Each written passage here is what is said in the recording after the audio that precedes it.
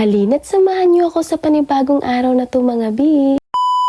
For today's video mga beloveds, another day, another vlog. Samahan nyo nga pala ako mga bi. Sa mga oras na yan, madilim na nga pala at ngayon lang ako nakapag-video. Ang dami ko kasing ginawa sa buong maghapon mga bi, kaya pasensya na. Bago ko nga pala ipakita ang mga ganap ko ngayong araw, gusto ko muna sabihin sa mga non-followers ko dyan at mga followers kung bago ka palang manood ng aking mga many vlogs.